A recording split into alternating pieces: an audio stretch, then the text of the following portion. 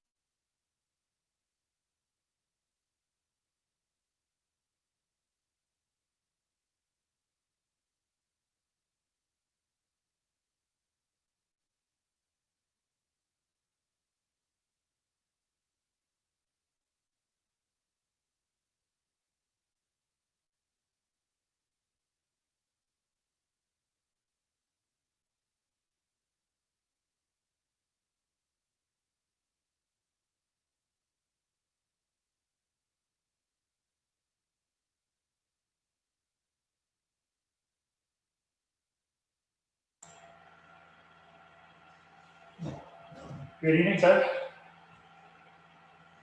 Hello, how are you? All right, how you doing? Good, just watching this incredible video on the Daily Progress of a deer crashing through the front windshield of a Powhatan County school bus. Even the deer seemed okay. The driver stops and opens the door and it gets off the bus. Yeah, anyway, I'm doing well. How are you? All right, things okay at home? Yeah, nobody's trapped anywhere anymore. It's the little things. It's the little things. Yeah, actually, I doubled back pretty quickly after I left, and I think we kind of circulated through the building and missed each other. Lauren called me right away to say, oh, she got Hattie to open the door. Everything was okay. So I came back and finished a little bit of the reconciliation stuff I was doing. And did you meet up with Randy Marcus? Briefly, we're gonna meet again later. He was summoned to something back in Richmond. Oh no! All right. I hope nothing bad. Nothing's in the paper. Yeah, he'll be back next week for more chats. Okay. Excellent. Do you know what was that? Do you know we had a blood drive? I saw some Red Cross stuff going on at the Methodist Church. Yeah. Was that today or yesterday? It was today. I ran over and did that. Oh. Was that set up just through the church? I don't know. I had not known about it until I saw the truck. You just saw the truck and wanted to go over and see what they were doing? Barged in, yeah. Take my blood. All right, excellent. Yeah, I wonder how that happened. Nancy didn't tell us anything, so I don't think it was through here. Are they in regular rotation? I don't remember having seen that before. I feel like I've seen it here in the time that I've lived here, but not like on an annual basis or anything. I want to say I've seen it down at the farmers market pavilion in the past, cool. but yeah, not often. Maybe it's something that they just do on their own. Red Cross reaches out to places and says, hey, can we come and set up here? Yeah, well, it seemed good. They said they had a pretty busy block of appointments in the afternoon. Oh, good. I'm glad that current state of things isn't slowing that down. Indeed. Hi, Finley. You want to come up?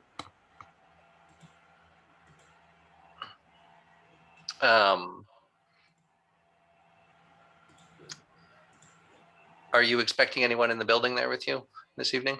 Bob might come by. He checked in earlier this afternoon, and I told him he was welcome here. Okay. Well, we've still got him on the membership at the top of the agenda. Yes. He recommended for appointment. So he can participate, but probably not vote. Does that sound right? I think that sounds reasonable to me. I mean, yeah. Here.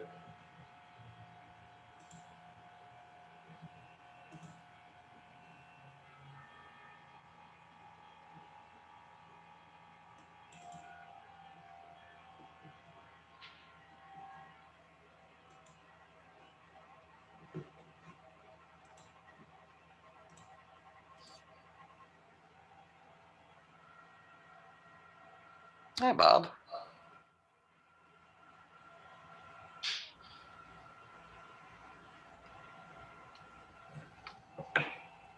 Hello. Hello.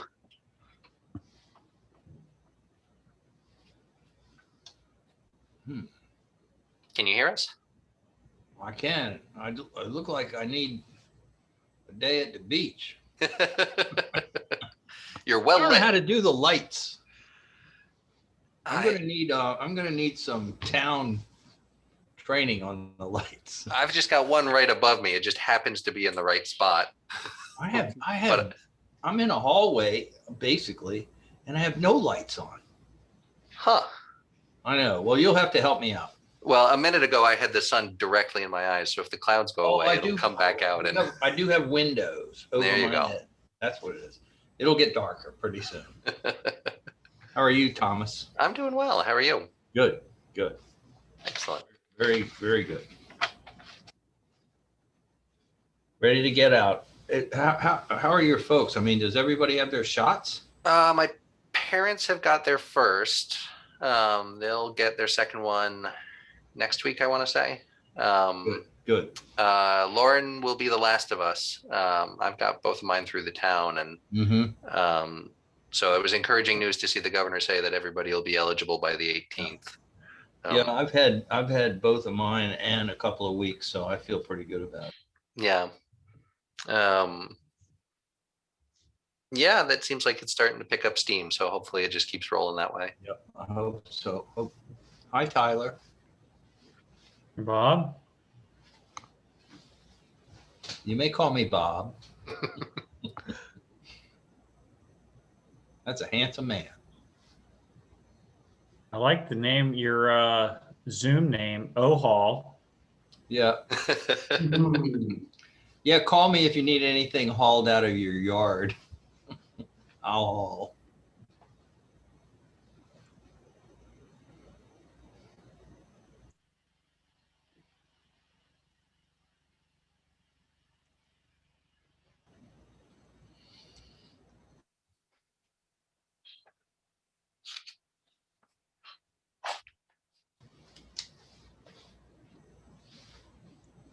Tyler, do you guys want that dog bed? I already took it off your parents' hands. Oh, you did? Okay. That's what I get for being the middleman. You know, nothing ever, there's no reward for the middleman, is there? No. Never is. Well, I hope Kelso enjoys it. And thank you for letting me borrow the wheelbarrow the other day. Apparently you're going to need more of it. I think we might just have to get one. With what just got dropped off in your driveway. Well, that's half, and my parents have the other half of theirs, so got some work to do.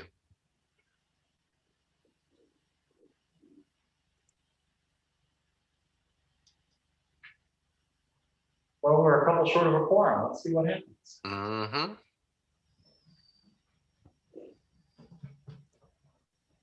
That's our new bowl chairman.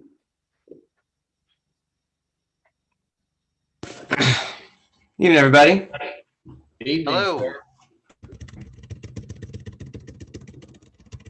Bob, nice surroundings. Thank you very much. It's well lit. Well, it's too well lit because of the windows. I have no lights on, but behind me is the biggest liquor cabinet you ever saw in your life. So I wish you all were here. I wish I was there too. You'll have to visit. Hello, Barbara. Hi there. Hello, Barbara. Sorry, a little late getting on. No problem. All And right. Zach, you do have a quorum, though, whenever you want to get going. Well, yeah, let's get started here. Let me pull up, let's see, make sure we're good with our agenda. I don't mean to rush. Sorry, I take all the time. That's okay. I apologize for my own tardiness. I'm looking forward to getting out of here at 10:30. Yeah. I'll be out before you. I think we'll be done before 10:30. Let's see here. Got fences on there. Account for ARB. Yes. Good. Yeah, I'm good here. I have no changes to be made to the agenda. Are we all good with the agenda? I need a motion. Yes. Yes, I have it. Oh, you have it. Good. We have a second. All in favor? We good? All in Aye. favor? Good. Thank you all. And minutes from the 4th. Yeah, I'm sorry. I just realized right before the meeting that I didn't circulate those. So if we want to set that off for another month or something, I don't think there's any harm there. Okay. That's good with me. All right. So we have, looks like we got, sorry, was that Tyler? No. Okay. Well, it looks like we've got Mr. Meeks on the line, and we have a Meeks COA here on our agenda. And so it is the tradition of the ARB to take applicants as they are here. So we'll take that before we do matters from the public.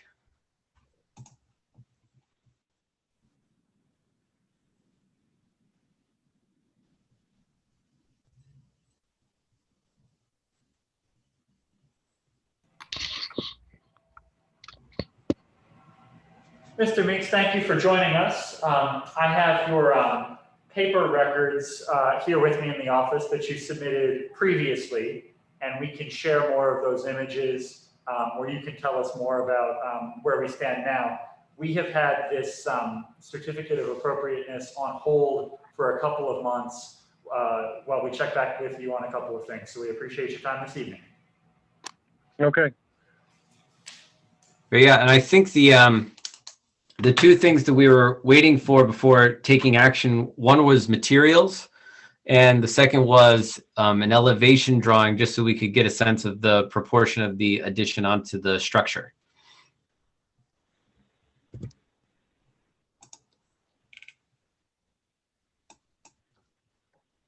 Matt, would you mind, because let's see, are we looking at the 2018 COA application? No. Is there a way for you to resend that COA to us just now? So I have it. I can't find it easily here. Or just share it. Oh yeah, I guess you could do screen share. That's probably the easiest way to do it. Yes, I will try to find that and share that up. Mr. Meeks, can you tell us a little bit about the materials involved in this project? That was the main question that we had left after our other meeting. I mean, what are you looking for? Yeah, I mean, the concept is to build the porch so it's in keeping in harmony with the existing front porches on the house. And what are those made of? I mean, dimension-wise, it'd be. I mean, it's wood. Like I said, I'm not sure what you're looking at for materials. I think roofing materials were one of the questions predominantly.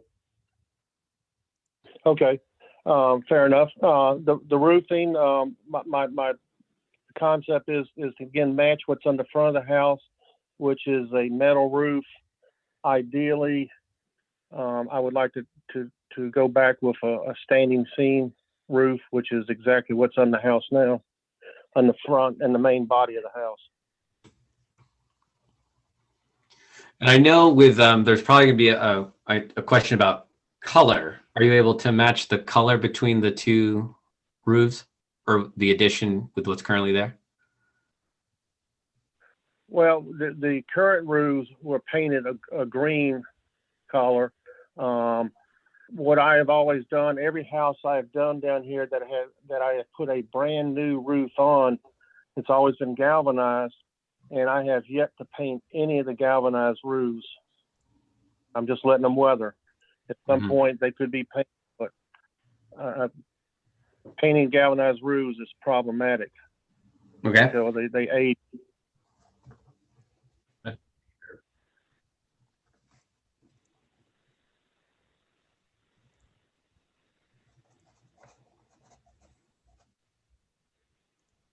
So you're replacing the roof on the main house at the same time you're building the addition, or no? Or not the addition, the porch? No. There's no need to, no, there's no need to replace it. So they're, okay. I don't So if understand. rather than assuming the house, the structure will have a green painted metal roof, and then the porch will have the galvanized, is that correct? Yes. Okay. But it would be standing seam, which is the same, which the main body of the house and the porch roofs all have standing seam on them.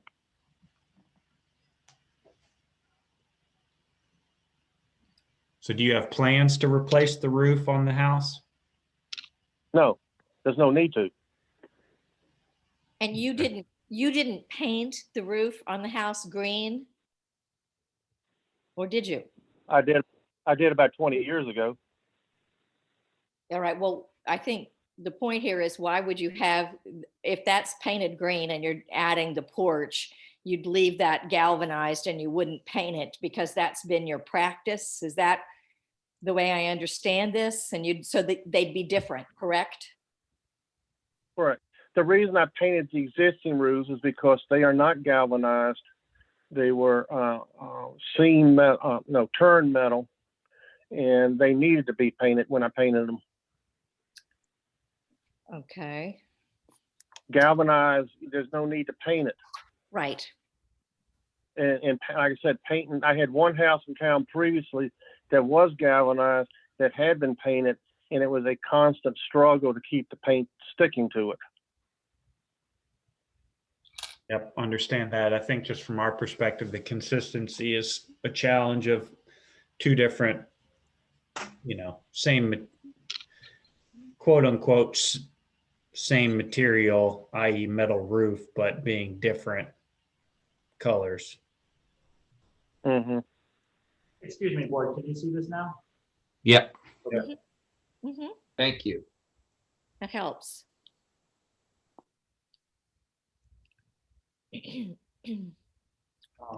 And we have the example here of similar kind of work. This was helpful for me to understand the difference in the angle.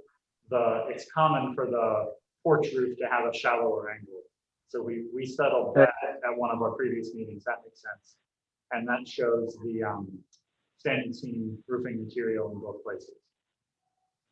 Right. Is this a good example, sir?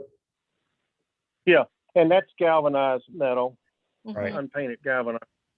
Yeah. I mean, what are your thoughts on just doing turn metal and painting it green to match the rest of the house?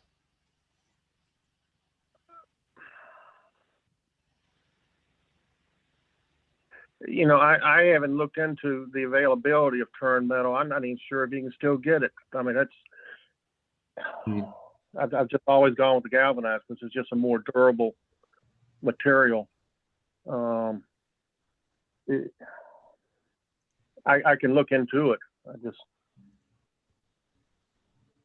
Yeah, I just think coming up that hill, that's the first structure you see. I know, Mm-hmm. and and it is going to be sloping with the house.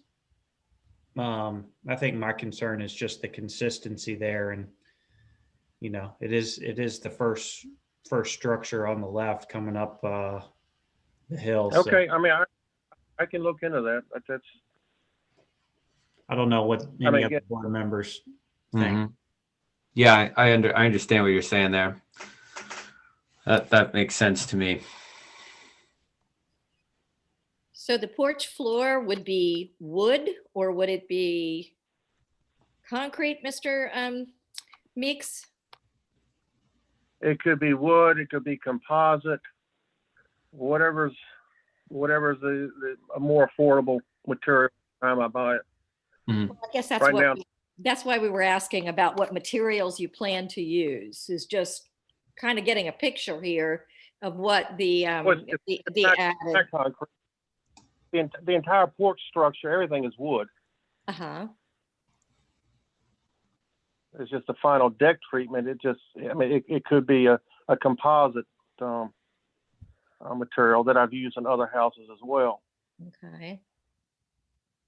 And the sloping piece of that porch, I noticed on the home on Valley Street, the building on Valley Street there, you matched the paint with the side of that V section over the roof of the porch. Do you plan to do the same there, match the siding in paint color? Well, the trim would all be white. You're talking about that the insert between the horizontal and the roof slope. Yeah, That's right. That would probably be painted. That would be painted the same color as the house. Okay.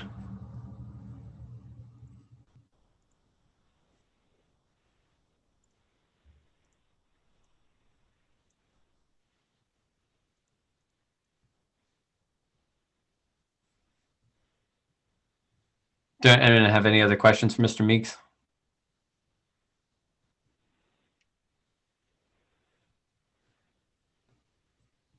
All right. So then I guess I'll turn it over to the board here for discussion. How would you like to move forward with the COA based on the feedback we have here this evening?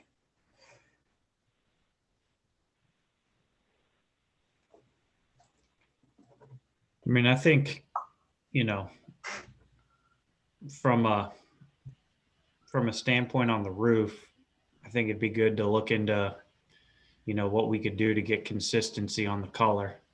I Mhm. just think it would look a little off to have, you know, the raw galvanized, which does look good. Don't get me wrong. I like that material and it looks nice, but to not have the rest of the structure with the same roof in the same, being that it's the same, you know, metal standing seam, I just think it'd look a little not consistent. Mhm.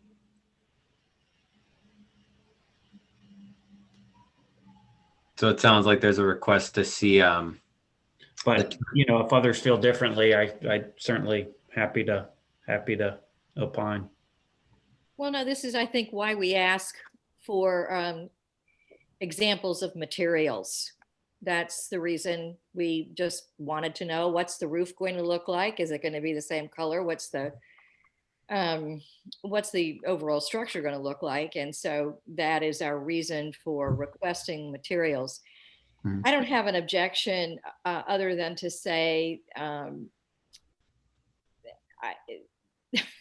I think that trying to achieve consistency is one of the things as a board we've continued to try to drive home to folks, in addition to working in collaboration on the COA process. So if you can achieve consistency, I think that would be ideal. Mhm. Bob? I agree with Tyler and Barbara. They both make good points.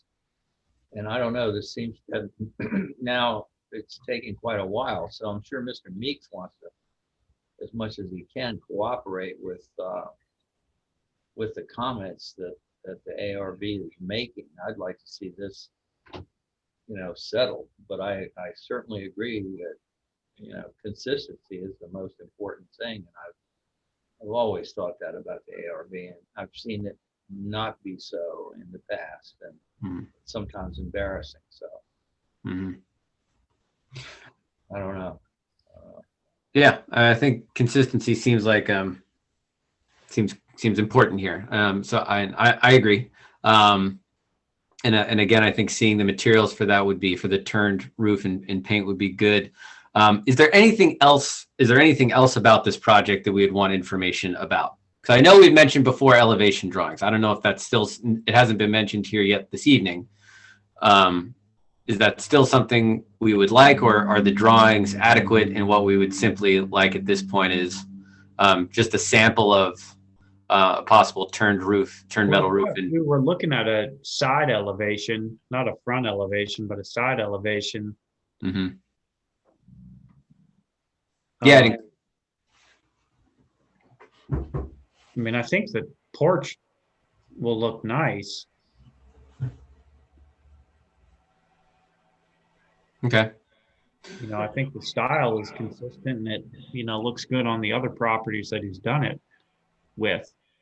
So I don't have any concerns about that. I mean, I think it's probably going to be pretty close to identical to the one on that very nice property right there. I Uh-huh. agree. That's a good job, Mr. Meeks. Very, It would be. appropriate. Yeah, it's a nice building. I don't have any concerns about anything else. I just think it, you know, I mean, that looks really nice having both of the roofs match. So. Yep. So then from you all, in terms of moving this COA forward, as Bob says, you know, it's been strung out for a couple months, but we haven't had all the information yet. Do we want to wait until the next meeting so that we can actually get the material sample before we approve the COA, or do you want to take further action this evening? I mean, I don't necessarily know if we need I don't know, and Mr. Meeks, please speak up, but like, I don't necessarily know, Zach, if I need a material sample, but if, you know, we're able to confirm somehow or another that we can just match, quote unquote match the existing roof, I'm fine to move forward with that. But I don't know, Mr. Meeks, you said you don't even know if you can get, I know most of that stuff now just comes prefab baked in a color, which is not going Right. to certainly match what you've got up there. So That I would not take that approach for that very reason. yeah. I mean, they make some nice baked enamel finishes, but the color will not match, and I'd have to paint it anyway. I mean, it's samples. I mean, standing seam roof is the same whether it's turned metal or galvanized. It's the same process, the same way it's secured, everything. So if standing seam, and I'll put standing seam on it, and it'll match what's on the house now. And if you want it painted the same color as the main body of the house, that's fine also. I'll do that. That's clear enough for me to follow up with. If the motion is to match the existing color palette, I can follow up based on that. I could be in support of that. Yeah, same. Me too. All right. Then I just need a motion for action. I'll motion to approve the porch addition at 735 Harrison Street under the contingency that the roofing material is a resemblance and matching of the existing roofing material on that property. I second. All in favor? Aye. And opposed? All right. The COA has been approved then. I'll get down to the office at some point, maybe tomorrow, Matt, to sign off on it. But that sounds like a good way to move forward with this. Thank you, Mr. Meeks, for attending this evening to explain some of those materials for us. That helps a lot in our process and making sure that these projects come off well. So thank you. And for your work. Thank you. Thank you for your support on it. Oh, you're welcome. While we have you on the line, Mr. Meeks, I know we have a couple notices out to you about a couple properties that are either unsealed at this point or still have structural damage. I know one, for example, still fire damage from a few years ago. And I wonder if you have a moment this evening to give us an update on those projects and next steps you can take this year to remediate some of those issues. And we're hoping to get COAs on the books for these things too, just so that Matt can also follow up with you about those projects. All right. I'm not aware. I haven't seen any letters or correspondence or anything on what you're talking about.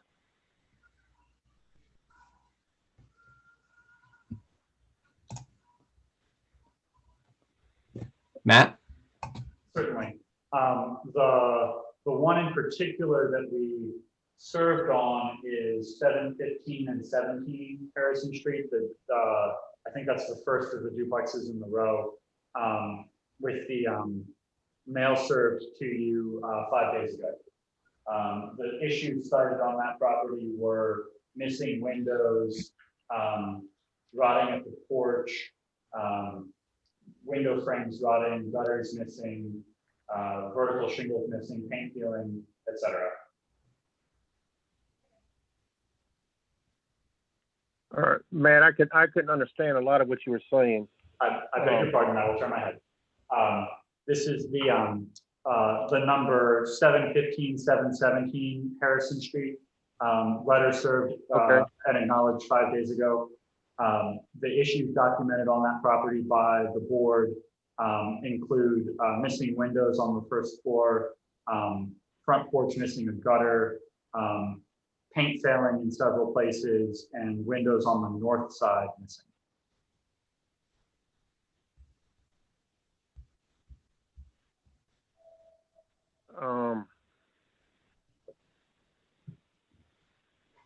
Might I suggest we meet in person at the house to go over this?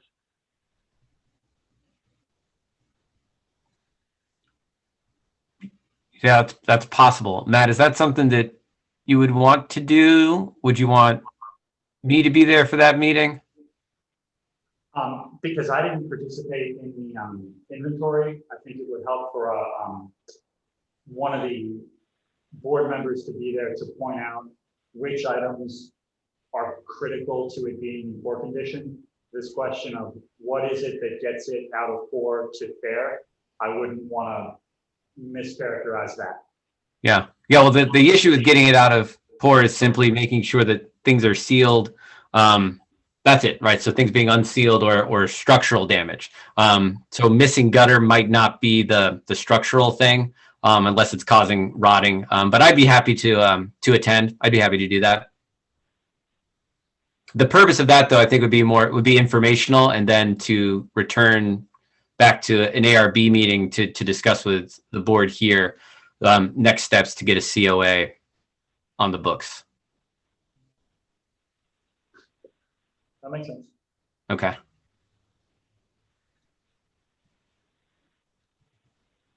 I'm not available next week, but after that I can be in the afternoons because I'm gonna start I'm going back in the school building. So so my time becomes a little busy during the day. But I can generally be back in Scottsville like 4:45, 4:30 would really be pushing it, but afternoons 4:45 I can generally do.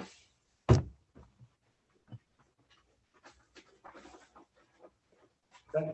Well, so Mr. Meeks, if there's a couple of days mid to late April when you're in town at the end of the workday, let us know and we'll try to make it happen, and that will get us ready for COA submission on May 6th. Well, I'm available almost any time, so just, whatever Dave, Zachary, and you can do, just let me know, and, I will, get your schedule. how about I'll try to accommodate. how about I pencil in 2 weeks from today, Thursday the 15th? Yep.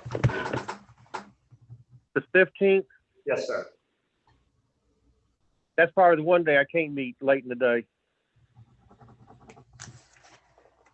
Trying to think. I wonder if we could do the 12th. Monday? Yeah. That works.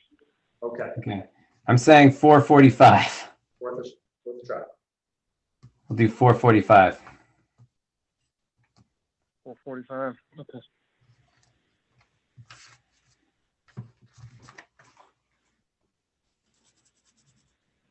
Very good. Thank you very much. Yes, thank you, sir. All right. Thank you. Was that it? Yes. Thank you. Thank you. All right. Bye.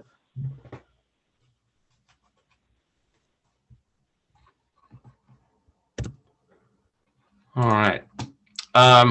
Okay. So let's see. Do we have anybody else? Is anybody else here, Matt? Is there other applicant here? Any other applicants? It doesn't look like it. No, there's no one else with me. I had a couple of conversations on the phone, so I'm prior to the meeting, so I'm hoping that folks will join later on. Okay. I do have the certified mail confirmations on almost all of our notices. Okay. Then should we come back to the matters from the public Sure. to discuss poor condition properties? Sure. Okay. No, I'm here unofficially, so you need to take care of that. What do you hear? What do you mean you hear unofficially? That's true. Bob, well, since Bob's term has ended, he's in limbo here as a non-voting It ended in servant. So we Barbara, have you can him- be very honest about all this. we have him later on agenda for an interview as our only applicant for the vacancy. I see. So as a point of order, Mr. Unsworth, what would be the best way to go here?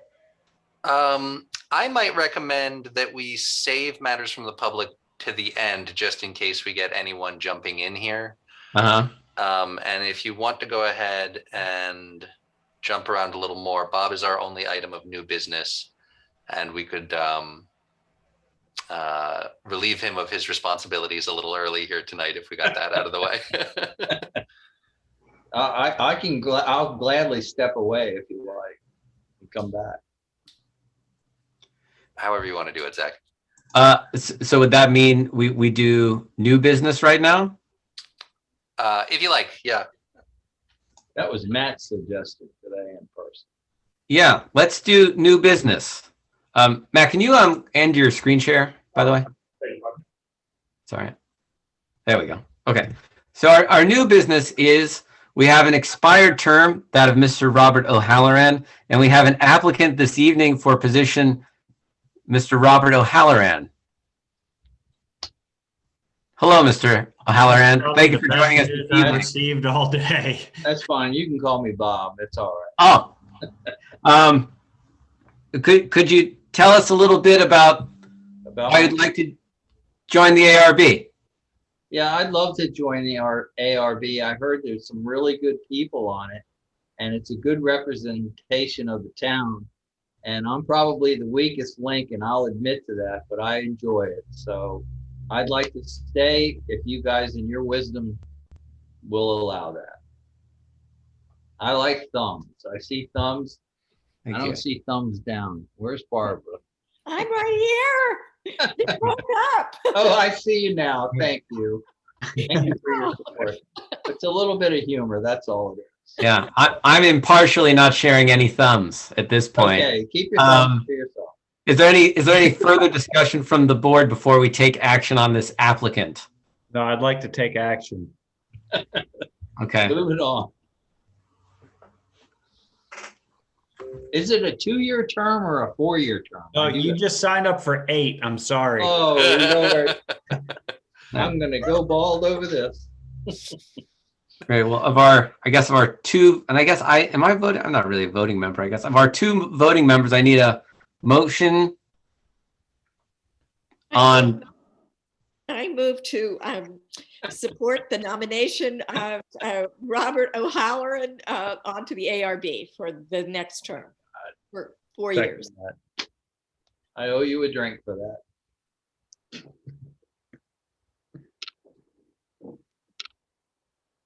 Are we locked up? Do we need a roll vote on that? I think a voice vote's okay. Yeah, second. Tyler. Tyler had the second. Sorry. I got Oh, he that. did. Great. All in favor? Aye. Aye. Great. And opposed? Great. Thank you, Bob, for interviewing this evening, and welcome to the ARB. You guys seem like a nice group. Technically, we'll have to put that in front of town council in a couple of weeks, Zach, so you'll be voting on that again. Oh, great. Thank you very much, Bob. That'll be official, hopefully on Monday. You can Unless be the my advocate. That's right. That's All right. So I'll support your nomination before council next week. Okay, thank you. Or 2 weeks from now, you're welcome. Move on. Okay. In order on your agenda, then that would bring you back to the second bit of old business there. The Barnett COA, 58 Valley. Correct. Okay. So it looks like we don't have a physical sample, but Matt did share pictures of the windows.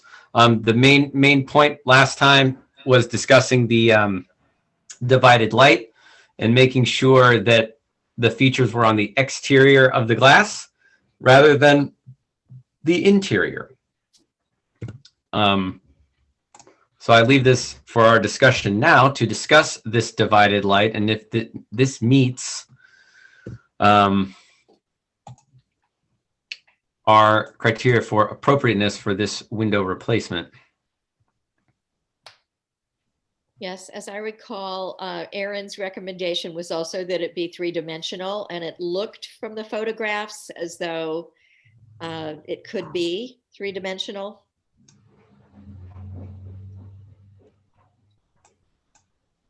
Yeah, that's my perception here of that.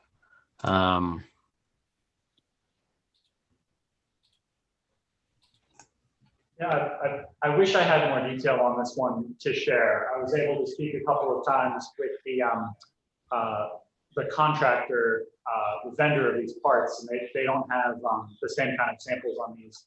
But the pictures do seem to show an assembled, 3-dimensional piece of hardware that's solid and attaches into the window. I've used these kinds of things before, And I think as long as it's a good install job, there won't be a visible gap. Aaron spoke to, if it's installed shoddily, you'll see it sticking out as an obvious added feature and not, integral to the window. But I think if these are measured and installed correctly, they'll look seamless. Okay. I'm also looking at this one, not sure which picture it is. It's the white divided light though. And one comment Aaron made was that you shouldn't be able to see into them. And it appears that these are solid, so they're not hollow. Right, they're solid vinyl. Right. Yeah.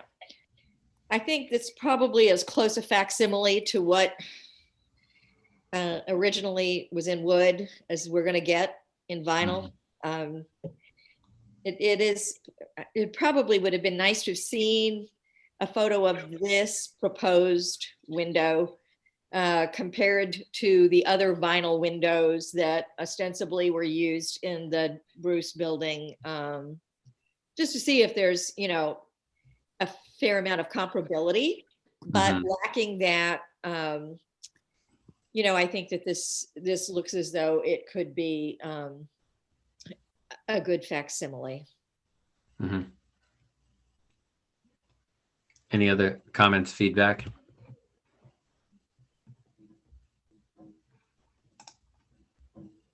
Okay. All right, then it'd be good to have a motion here. How you want to, if you want to take action on this evening? I move to support the window style submitted that provides divided light, solid vinyl, 3-dimensional, with a good installation. I second that. All in favor? Aye. Aye. And opposed? I'm sorry, I need that second from Tyler, Bob. Oh, I second that. Thank you. All right. Yeah, so I guess just make a special note about a good install on the COA there, Matt. Make sure these things get on there right. Good deal. All right, thank you all. And thank you all for the conversations we've had over the last couple months about materials and making sure that we get the things we need. I appreciate that. And I'm glad our conversation with Mr. Meeks tonight that was front and center. So thank you. All right. Matt, let's take matters from the public then to discuss required repairs to poor condition properties and legal notices having been served. Thomas, I just saw your email, or maybe it's from Thomas, the flow chart. Oh, yeah, I sent that out a little while ago. Would you like to do that now? Well, where does this fall on our agenda? It doesn't really. We could talk about it under information items if you want for later. It's just an early draft of something that might be useful for us down the road. All right, then let's say that for informational items. What are the updates related to our poor condition properties?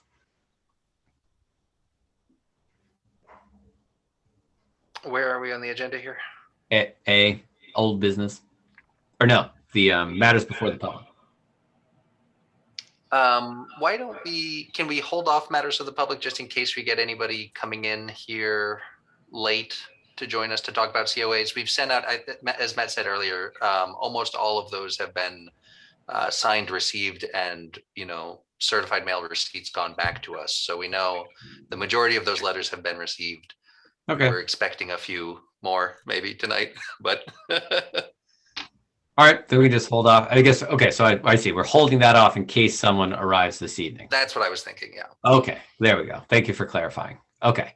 Yeah, then let's go to the historic property condition and approve the findings. We've already gone through this. We went through last time to look at the poor, right? To look at poor condition properties. So hopefully, does anyone want to discuss these in depth, meaning you haven't been able to look over the inventory as a whole before we approve the entirety?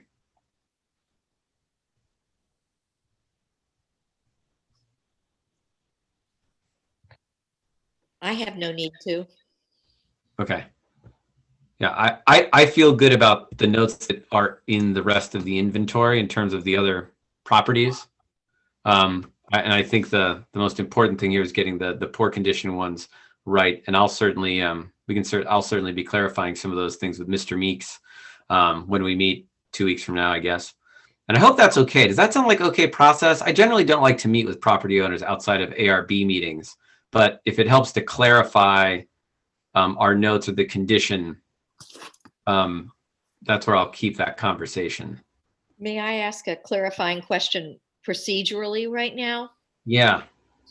So I wasn't clear, and Matt, this is probably for you. Did, in fact, Mr. Meeks receive and acknowledge receipt of his notification that the property had been rated poor? Someone signed for it. The penmanship is a little unclear. Okay, so someone signed for it, but he was not aware, he didn't speak to being aware of having gotten it. He Okay. might have signed for it, but not opened it. Yeah, okay. Thank you. I was unclear about that too, and he's a man of few words. Yeah. All right. Matt, do you know offhand of 17 that we sent out, how many have we had receipt signed come back? I've stuck them in these folders as they've come in, so I didn't go back through and count which of the 17 are missing, but the majority of them are here. Okay. Okay. The only thing I would say, oh, okay.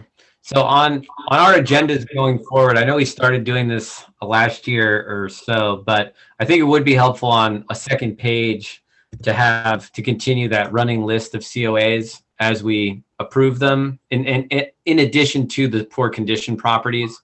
That way, every month we have a quick and easy reference for, and maybe keep the poor condition properties separate, like the poor condition properties in a table. Where are we? Have we heard? I mean, I guess we'll know if we've heard from them or not, but that way we can keep track. And then the COAs that we do approve, like Mr. Meeks tonight, we can just make sure we've got status updates, because I know you do a 6-month check, for example, and then the 12-month. I agree. That's going to be really helpful. I'll definitely do that for myself to keep track of status as we do the outreach, first contact until we get a COA, then does the work actually get done? And if a couple of these wind up headed towards court, we need to know where those stand as well. So there's a lot of different status conditions that they can take. And it's going to get confusing about who's where. Yeah. And since we're coming up on the 60 days, we're now halfway through the 60 days. I feel like we should do something to communicate with people again. I'm not sure what that is, but I'd like to hear people's thoughts about that, because I know we're interested in keeping our lines of communication open. Well, I do think it's important, if these notifications have been sent out and signed for, that we have, that initial status check. Because if we don't get them back signed, then of course that means some other attempt at a communication is necessary. But if we are led to believe that somebody has signed for it and therefore should be aware of what's going on, then to me, that is, all that we need by way of permission to follow up with that individual to say, all right, now the clock is ticking. So we need to move. And as for you meeting with a property owner outside of ARB, it is a kind of a slippery slope. You conducted that part of the inventory, so you had eyes on those properties and have for a few years now. Perhaps Aaron's participation as well. I hate to see it be a kind of one-on-one scenario. I feel like 2 sets of eyes from the board, whether it were properties that you saw or properties that we saw, I feel like they really should be coming to us instead of you having to go to them. But if there is this kind of pushback or resistance, or I don't know what you're talking about, or no, I never saw anything, you know, it just gets us back into that zone of how assertive are we going to be, or do we feel we need to be? Yeah. So, Okay. Well, I'll maybe back. Can we send Erin an email and see if she's also available that afternoon? I think that would be good. I have actually made it a point of order, sort of informal, I guess, to not meet with property owners outside of this. And I haven't really been asked, frankly. But that did happen in previous ARBs, and things got distended. You know, it becomes sort of a he said, she said sort of situation with different things. So this is right. not something I don't really feel totally comfortable with this as a point of order. But if it does help to clarify, there will be no decision made. I think the purpose would simply be, this is what the notes say. And then if you have feelings about those notes, you can come and meet with the board to discuss them. Right. But by the same token, asking Matt to meet with the homeowner rather than coming before the board, I think puts Matt in a situation that is, I'm not sure that's an entirely tenable situation either. He's been in that position before with other property owners, as we know. And again, even that lends itself to he said, she said. So I think to the extent that we can keep it, I don't think there's anything wrong with that clarifying meeting, getting in front of the house saying, well, this is an issue, this is an issue, but not engage in some kind of back and forth about, well, no, it's not, because it either is or it isn't, and so I'm just kind of trying to assess, again, procedurally, what's the best and the fairest for everybody involved, I guess. Anybody else weigh in on that? I think you're right, Barbara. It's kind of like, it could be said, oh, you really got it in for me. And if there's another set of eyes there, if it can't be Aaron, then it could be someone else on the board. Right. I mean, I would go if it came to that, just to be with you as another set of eyes. So I think you make a good point. Especially on this one, that these are different from the welcome to the neighborhood kind of outreach. That right. What we're doing now might wind up in court, and we need to be clear about here's the procedure that got us up in front of the judge. Good point. Yeah. So to that point, Matt, then would it not be a good idea for us to meet with Mr. Meeks? I think it's fair to point out, these are the issues, show the ordinance and show the guidelines. These are the issues that make it poor condition. When you come to the board, your COA needs to address this, and this, but perhaps not this. I think that's helpful clarifying, because not everything that's listed in the inventory is poor condition. Yeah. But I wonder though if that's for the ARB to determine, because like a missing gutter, for example, could have structural implications, and so I would be hesitant to say what the ARB doesn't need to discuss, but I think really just to be there to point out, these are the things we saw, these are the things therefore that we would like you to comment on, and just to make sure that they're also seeing it. Oh, okay.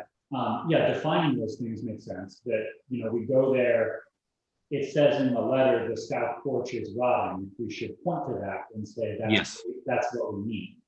Yep. It's on the owner to decide, how they want to go about fixing that, or whether they want to contest it.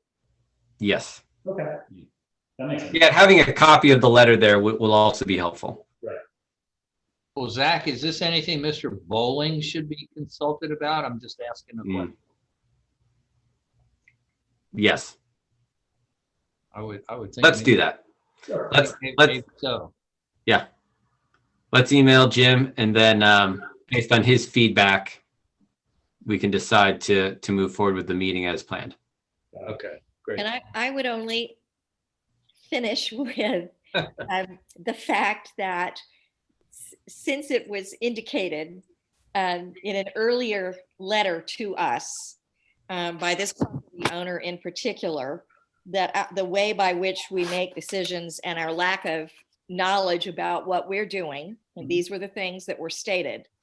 I think that this is ground that we need to tread on fairly, again, consistently and carefully, and therefore not put ourselves in a situation where, oh, you're doing something differently than you're doing it with everybody else, or I didn't think this was the way it was supposed to be done, you know, that kind of thing. So, and especially, I guess, I felt like the tripwire tonight was, I never got anything, you know, I don't know about this, you know? So anyway, I that's. agree. Thank you. So let's get feedback from Jim, and then based on what he says, if he thinks it's okay, we will move forward with this as a matter of clarification. I think, given that he claims he has not heard about this, especially since there was receipt of the letter. And if I'm not mistaken, are we in year 1 of a poor recommendation or year 2 of a poor recommendation on this property? We are in year 2, I believe. So it shouldn't necessarily be a surprise. Am I right? That is correct. Okay. All right. Hey, Matt, can you and Thomas just send around another copy of the inventory for everybody, just so we've all got that for ourselves? At the ready. Absolutely. You got that close at hand, sir? Yep. Okay. All right. I'm just gonna resend you guys all the original email here with the agenda and everything, but it has the inventory results spreadsheet in it as well. Yeah, that's perfect. Thank you. No problem. Okay. All right. Fences. Yes. Oh, I'm sorry. Did you want to approve the rest of the inventory tonight, or Oh are yeah. you gonna wait? I'm good for approving it. I move to approve the rest of the inventory. I second that. All in Second. favor? Aye. Aye. Aye. Thanks. You can have 2 seconds, and then. Good job. All right. Okay, fences. So this is on the agenda because last time we discussed going back to the 2 property owners who built fences without COAs in the historic district. But we wanted to make sure that before we sent them notices about being out of order, that we knew what we wanted to talk with them about when they came to the ARB. And I think this is important for, well, the big reason I think is because one of the big differences between the 2 property owners, some of us were assuming that one of those property owners knows they're in the historic overlay district, the other may not, and which so puts us in maybe a slightly different situation. Well, another, I mean, the other property owner thinks they got a hall pass too, so yeah, that's also another quirky part of the puzzle. yeah. So I'd like to have a discussion here for the next, I don't know, 15 minutes or so, because I think it is important to get these property owners to us, but maybe we can take them in turn. We can start with the one on Harrison Street and then the one on Poplar Spring Road there. If we're having our Valley Street fence applicant come, or Harrison Street, come to us, what's the issue that we want to address, and what feedback do we want to give them related to their fence?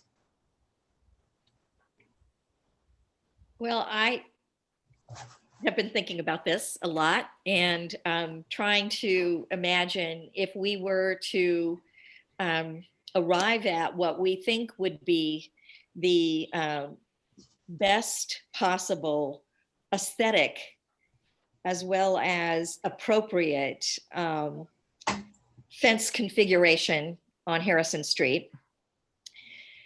I think that's one of the things that we could do as a group is kind of arrive at what would the right look be or the right combination look be.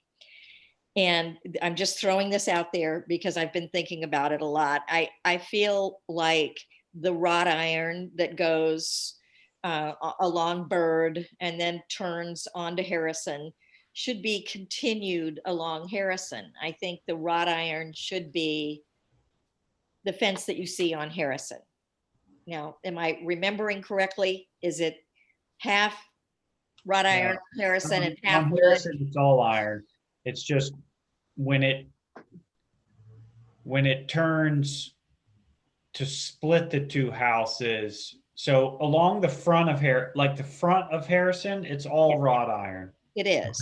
Okay. When it turns the 90-degree to go back in between the houses is when I think there's a short section of the Picket. Yeah. picket, or yes, and then it goes to the privacy. And then when it gets to the end of the privacy, there may even be another short section of picket before it makes the other 90-degree that would be also parallel with Harrison, but behind the house, I think it goes picket. Yeah, the wrought iron turns the corner a little bit at the back of the property line between the house and the church, but it then picks up as picket from the back there. And I can't remember either, Tyler, where it turns to the privacy fence, but it's privacy fence in between the houses to the Right. about the line at the front of the house, and then it turns to the 4-foot picket, and then comes up to meet the wrought iron. To finish what your thoughts were, Barbara. Well, obviously, I misremembered what it looked like. I thought that the wrought iron sort of ended at the gate in front on Harrison and the wood picked up. But you're saying the wrought iron does finish on Harrison. Yeah, both of the street facing fences on Bird and Harrison are comprehensive in wrought iron. Okay. Well, I guess ideally, I would have liked at least to have seen the wrought iron turn the corner between the two houses to meet the stockade or whatever, again, aren't we looking at about a 6-foot fence at that point? Yeah, it's a privacy fence there. Privacy fence, a 6-foot fence. I feel like the wrought iron, I don't know whether functionally the wrought iron doesn't achieve for them what they want between the two houses, but by ending up with 3 different styles, it's such a hodgepodge. Mm-hmm. Yeah. So that, again, there ought to be better continuity. I'd like to see more of the wrought iron. I wonder if, given the unique circumstances of this situation where the COA didn't come to us, Matt worked to try to arrive at a quick resolution for the property owner.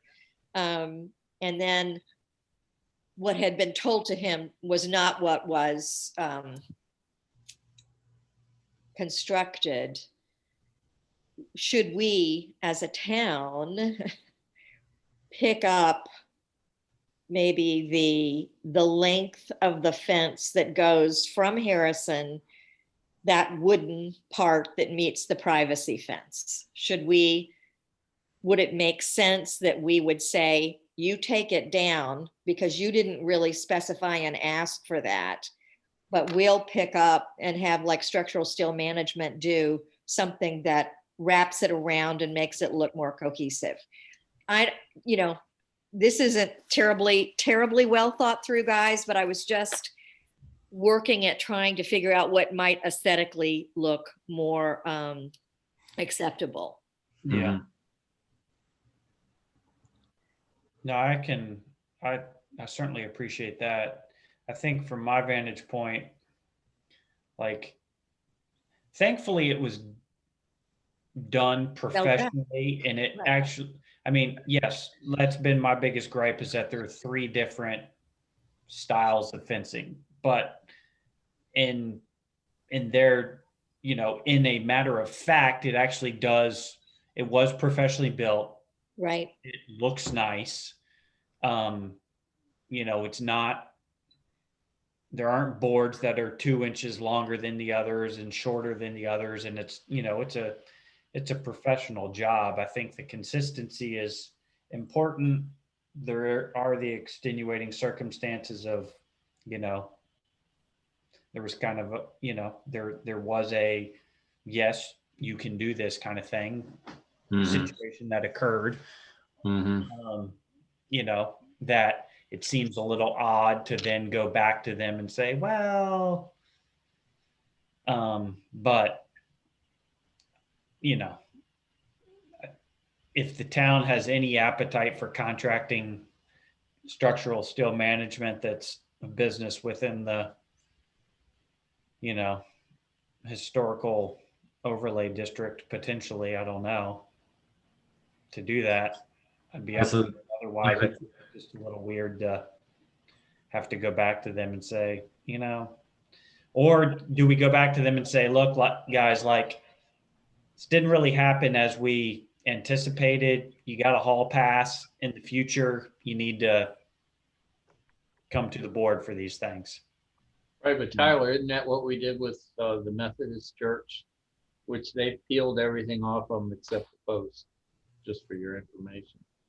I think the difference is that. They they finish do it by a town official. Exactly. Mm. Exactly. The town funding is something that we maybe could support.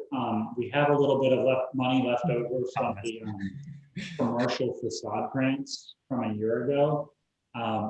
So if shifting that is something you want to do, we still have a little bit of that money in the bank. It wouldn't be, it wouldn't be hitting the taxpayer. Matt, are you under the impression that the homeowners have completed this project?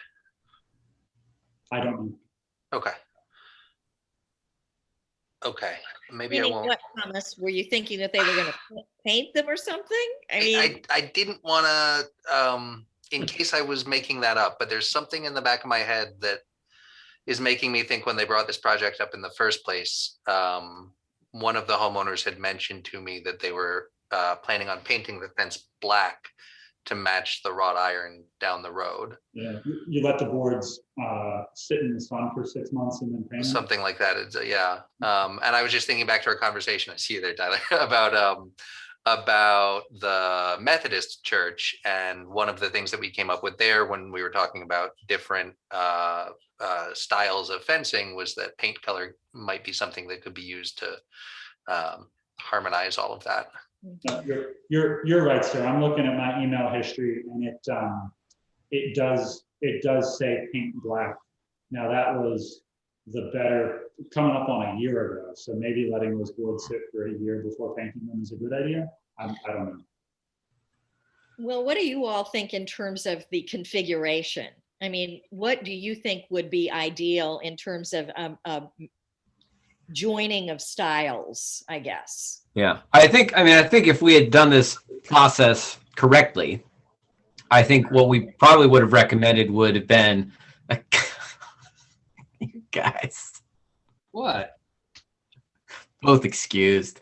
Anyway, well, I think what we would have recommended would have been wrought iron probably along the back of the property as well as down the side of the property to where that privacy fence is, or maybe just the whole way around and then suggest landscaping to create a shield, because ultimately that's what that privacy fence does.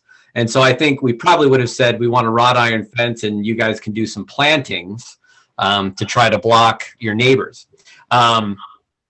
But I also hear that what makes this a bit of a sticky wicket for us is that the town allowed them to do the work as it was done. And so I think I don't know how much ground we have to stand on exactly in terms of making them redo much. That said, it wasn't done to the, and it gets back to the point we were just talking about in terms of ARB meeting with folks outside of ARB, like he said, she said. Yeah. Matt to his credit, has said, well, it wasn't quite done the way it was explained, but then you get into this he said, Yeah. she said stuff that it's like, it's not even worth having that conversation, in my opinion, Mhm. because I don't care who he said, she said, doesn't matter. The work was done When and you it get to should that point, it Yeah. doesn't, like, it's just water under the bridge. Sure. I guess my point, just to finish that thought, is that if the project is not yet finished, I think we should get them to the ARB to, because I want a COA for the fence. I just want that documented, that was done in town. I think that's important. But I also think if the project is unfinished, that what they do additionally should have a COA attached to it. Is it worth staff reaching out to Jim to see if we need to treat this as, hey, we think you're going to paint the fence and you would need a COA for that as an independent project? If we're admitting the administrative approval on the initial construction has set a precedent that makes a problem too sticky for us to go back and say, hey, that wasn't quite what we thought we were talking about. We need to do something about it. If that's already, as Tyler said, water under the bridge, maybe the thing to do is say, we think that you have other steps to this project that we need a new COA for. Let's move forward with that, and then give you guys the chance to review paint choices or whatever, if not the layout and construction of what's already there. I think if we don't have consensus about what we think the right fix is, then it just exposes us to not having a point of view, a strong point of view. So that's why I sort of led with what would look aesthetically acceptable to everybody. And so Zach, you've said what you think. I said what I felt could work. What about the rest of you guys? Bob and Tyler, what do you think? I mean, I was getting ready to just say, if maybe we just contact Structural Steel Management, get a quote. I mean, it concerns me that they, like, to the point of the email from a year ago saying that they're going to paint it. I hope they don't paint it without a COA. That really scares me. Right. So, but how much would you have be wrought iron? I guess just describe what you think would just look like. given the and I've thought about this too, like, given the situation where we are today, I would actually just say, to me, it would be an awareness campaign, and I would not have any retribution on what is currently there. I would be fine with the way it is today, based on the sticky wicket scenario, unless we all agreed that yes, more wrought iron is preferable, and the town has funds to pay for it through that grant, then sure, I'd be happy to see that occur. I also agree with Zach that the ideal scenario would have been to have a full wrought iron with, the jumbo green plantings or something like that, if that was preferable. But given the course of the events, I don't necessarily feel that great about going back and trying to propose a change because of the he said, she said approval. Yeah. And I guess, I'm also uncomfortable with the town doing work for something that wasn't done correctly. Like, when people do work that they're not supposed to do, we ask them to take it down. It's at the property owner's expense.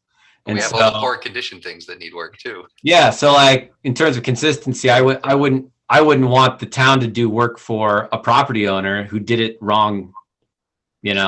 I think that's not a good use of That's fair. town funds.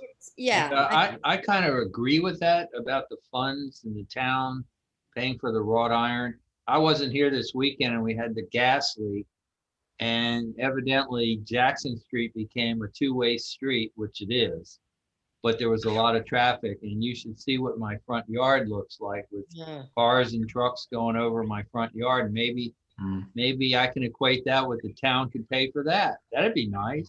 Yeah, I see. It what- looks pretty bad. Yeah, I don't think that's a good precedent, really. Yeah, that's I very don't. valid. right, You're right. right. No, I think that's agree a with very that. good, I think that's a good point. And it's why I said we needed to have a conversation about it, because I just, I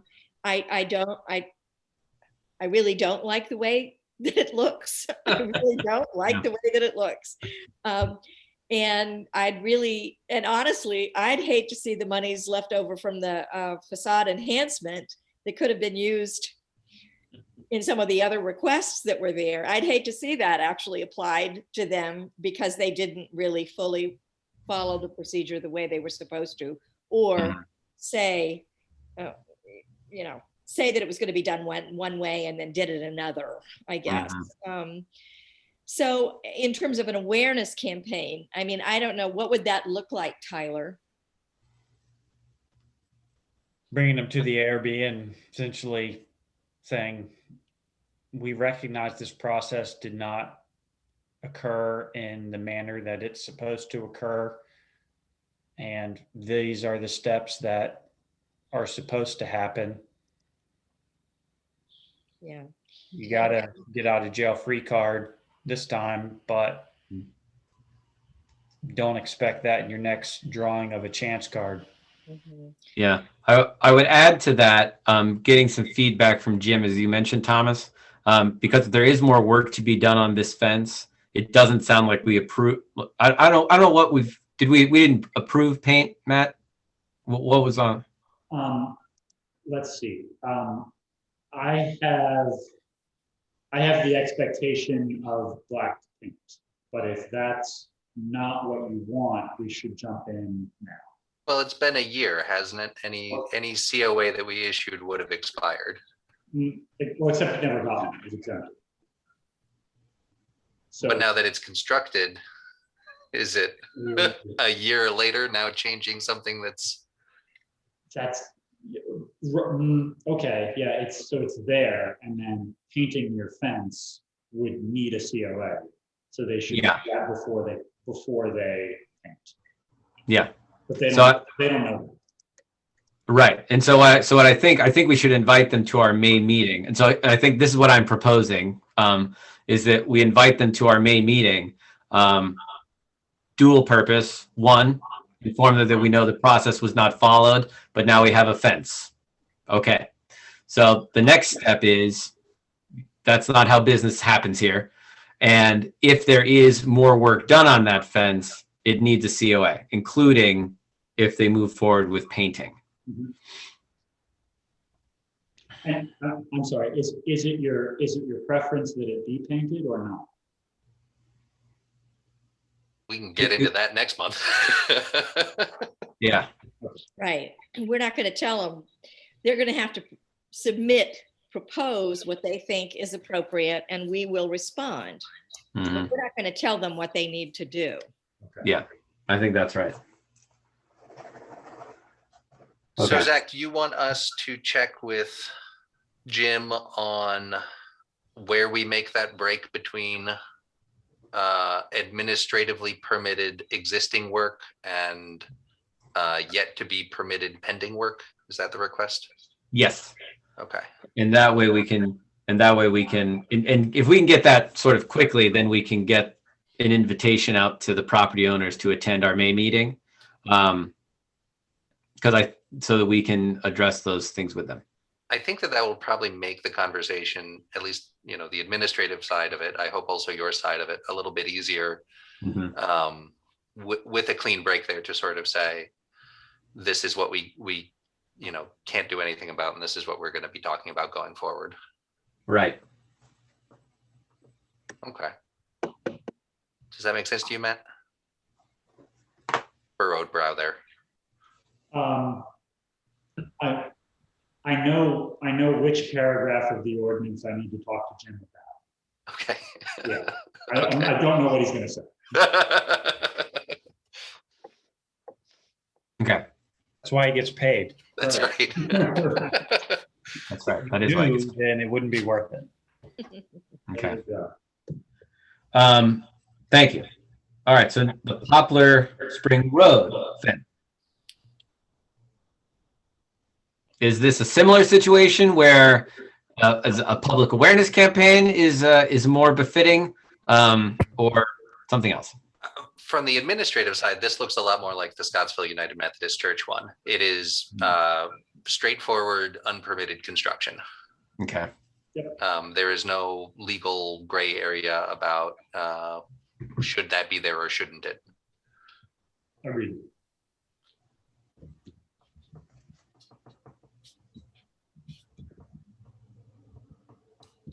Okay. So given that it is a straightforward, unauthorized work, if we invited these people to an ARB meeting, what conversation would you like to have with them about their unapproved work?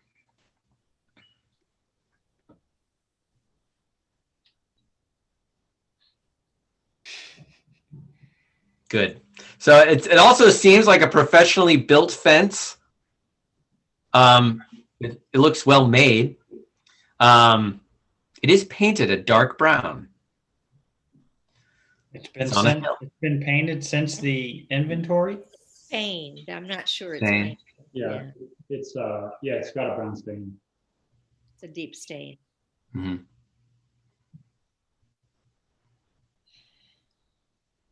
I don't know, when you sit right beside the laundromat, it's it falls into a little different category, I think, when you're talking about wanting to maybe separate your entity. I feel a different sensitivity, quite honestly, to that one, just because I think that that area is already feeling a little more rural. It's not as residential, obviously, but that's just my perspective. I really would be surprised if they know that they're in the historic district. Mhm. I don't know. I don't know these people. I've never met them. I don't know them. Me neither. Mhm. I mean, I think the fact of the matter is, the conversation to your question, Zach, would just be pointing to the fence guidelines and ordinances that we have. Mhm. Is this something we would need to do in a meeting, or is this something that could be taken care of administratively? Meaning, because it sounds like we're not asking them to take down the fence. I haven't heard that, but I think it still needs approval from you guys as construction. This Okay. is visible from the street, and Got it. so while it's mechanically similar to the Scottsville United Methodist Church, I guess the difference here might be that they may have actually built something that's completely suitable for the space and completely appropriate and would have been otherwise permitted, but Okay. wasn't. In which case, they just need to Well, I submit mean, the application and. I kind of object to that in the sense that if they're a contributing property to the historical overlay district, we now have no visibility of the structure. So I don't Sure. think it is something that would have been approved. Okay. I mean, if I remember it correctly, you can't even hardly see the property coming up from the south side of the road. Is that accurate? Yeah. Well, on Poplar Spring Road, you can still see the property from East Main Street. No, but if you're driving Poplar Spring Road. Yeah. From That's right. south Yeah. to north, you can't see the house. That's right. And I don't know if I don't have any history on the house or when it was built or anything like that, but Mhm. I don't think it would be something that would be necessarily approved, that we would be allowing properties in the like the thing we just put in the Mhm. ordinance was that, no privacy fences would be around the front yard. I don't know what's considered the front yard, but we certainly can't see the property. Mhm. Yeah, I think my first step on this one is pretty straightforward. It's a zoning violation to build this without a permit. You need to come to our meeting and get a COA, and they can make the proposal that they keep it exactly the way it is, but the board can examine that against the guidelines.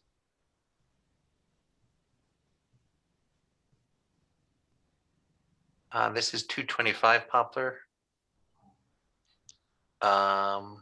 GIS says the house was built in 1998, Tyler. It looks like it. Do we know when the When- laundromat was built? The laundromat was built in 1958. When was the when was the most recent inventory or catalog, whatever the proper terminology is, sent to whomever to catalog the historical overlay district? The nomination, I believe, is what that term is. And we do the nomination every 10 years. Is that what the update is? 5 years? I don't know. There's a cycle to it where new houses come in, and I think it's a 10-year update or something like that. We Well, had I a think we discussion should not. verify the last one to see if this house is even on it. Zach, I think you were finishing that up on the board when That's what I was going to say. I When I think it was a 5-year process or something, because it was just happening when Matt and I got here. Well, let And me we were see. having the discussion about expanding the historic district to encompass everything in the nomination. Yes. And it was decided not to. I decided not to. Oops. Remember that. So Tyler, your question just, is it in the nomination? Correct. In the most recent nomination, is that address listed? I don't believe it would be, because I think you have to be 50 years old to be in the nomination. That is That true. poses issues for us to say that you're in the historical overlay district. However, are they, if They're then not a in the contributing- nomination, are they a contributing property or not? I believe that's how that works, Matt. Can you? 225, we're talking about 225. 225 was built in 1933. Oh, then they have some bad information on the Fluvanna It County looks more like a GIS. 1998, So this says 225 Poplar Spring Road was built in 1933. It is in the HOD, and yes, it is a contributing property. Wow, yeah, it says 1998 It here doesn't on. look that old. It looks more like 98. It does, yeah. I can't, for some reason, I can't see the street view on my. That's because we live in the middle of nowhere. Yeah, Street View doesn't go up the hill. Yeah. Oh, we got to get Google back here. Mhm. Yeah, so that's what it says. 1933 wood frame, architectural style, modern. Modern. So there you go. So that answers that question. And this was. I think we've got too many. Yeah.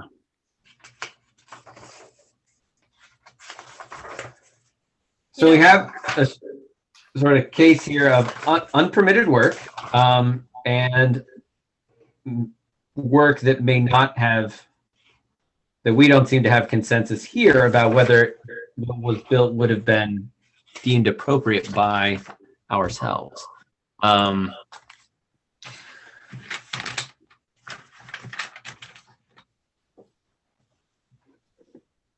So moving forward with this work,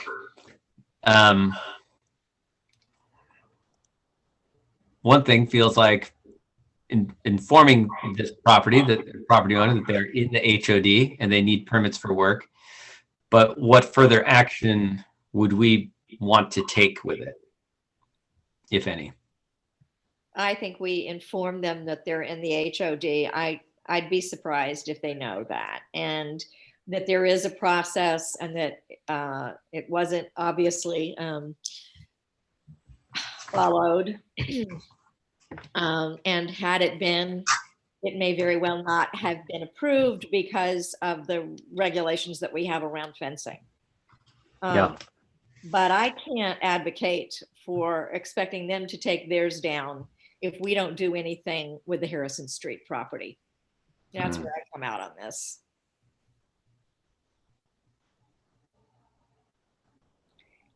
It's not in a cluster of historically significant houses.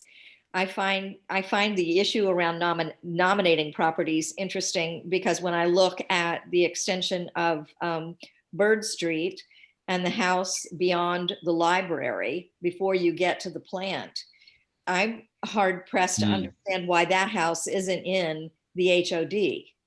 That house is well over 100 years old. It's 1850s easily. It's outside of the original town boundary is the reason why. Really hard to understand. No. And that was the last time that, and Zach, maybe you can tell us a little bit more about this process the last time it came around, but I'm not sure if the only options were to take in everything that was in the local nomination, or if there would have been the ability to make smaller changes to the map like that with particular homeowner permission. I believe the issue is that the HOD has to be contiguous, so it can't be interrupted. Okay. True. And so if you were to extend out to Bird Street, you then have to capture the Page Street properties. In any event, the reason why we didn't extend it ultimately was because it was ultimately a question about the factory site, and the question revolved around what's the best way for the town to exert some authority or control over how development happens on the west side of town. And so the movement was instead of it being the Architectural Review Board's job to oversee development, that the changes that should take place would be better managed within zoning changes. That makes perfect sense. Yeah. And so we stuck with the original town boundaries as the continuing historic overlay district boundaries. And The logic for the historic district. yeah. Right. Okay. So, okay.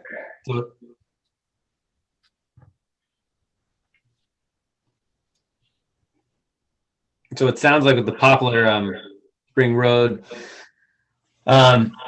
this sounds kind of, I don't know if we need to meet with them as a board. It sounds, this sounds a little more administrative. Matt communicating that we have a process. You are in the historic overlay district. Here are the design guidelines for work.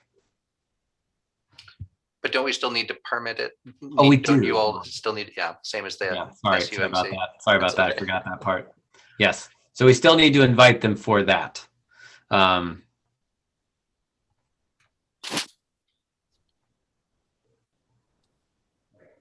then we can discuss those things. Yeah. I think the other thing that's tricky here too, Barbara, as you mentioned, is that it's in a different part of town. I think your comment about sort of the context of the fence construction too is different than in some of these other cases, which we would have also taken into consideration in approving it. So, and we didn't have the updated guidelines at the time that it was built. So I think that's also something with this one that I'm thinking about. And I should clarify, because language is important. When I said permitted, I did not mean to assume that the permit would be awarded. I just meant the permit review process. Yeah. Okay. Right. Yeah. Okay. All right. So to summarize here, so for May, we're looking at getting some timely feedback from Jim about where we are vis-a-vis the Harrison Street fence in terms of work that should go through the permit process. And then inviting them to our May meeting to discuss that. The Poplar Spring Road fence, 225 Poplar Spring Road.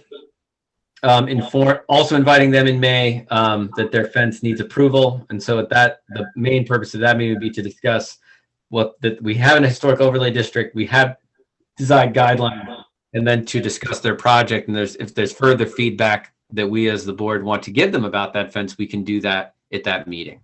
Does that sound right? Sure. Okay.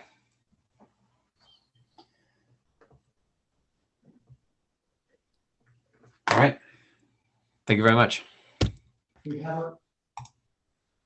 Say again? We have a guest. Matthew Oh. Figgis, incoming.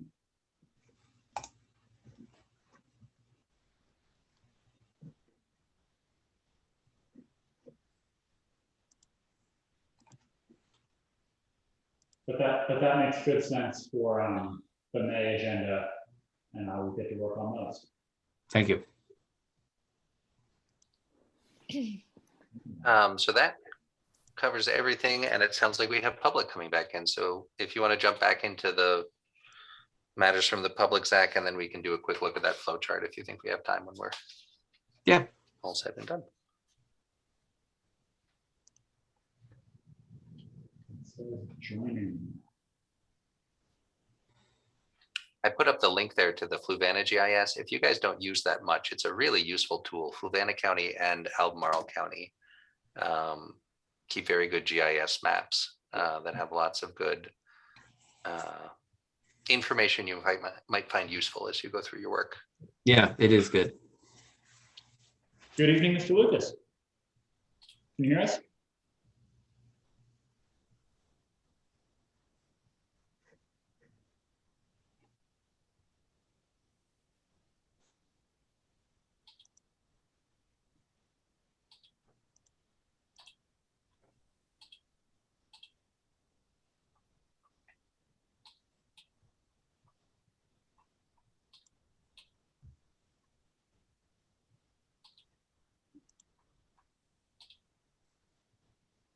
Mr. Lucas, thanks for joining. Can you hear us?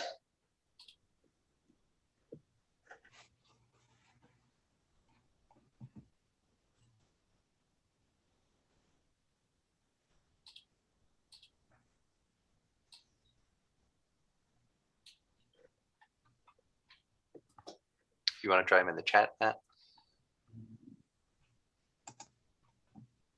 Yep, we see you in the meeting. Check your audio and video, and maybe see if you can chat here.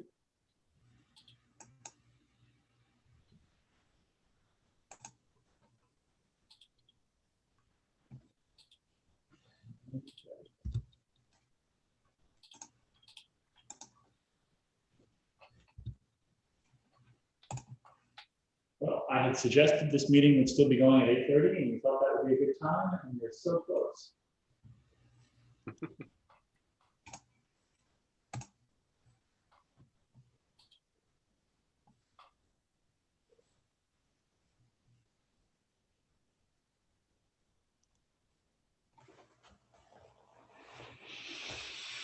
I can't see anything about bandwidth or status on it.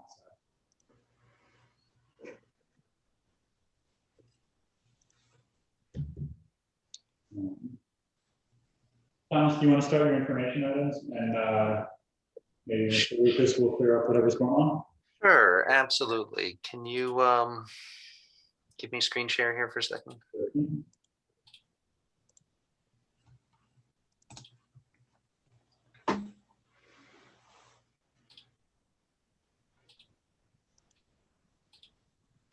All right.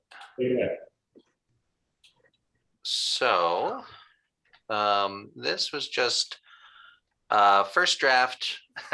Apologies for all the arrows not actually connecting. Something Arrows that don't connect, not a problem. New project? Well. So what Matt and I were looking for here is something that, and I think it's still maybe yet to be decided if this would be fully public facing or just something that we kind of use when we sit down with applicants.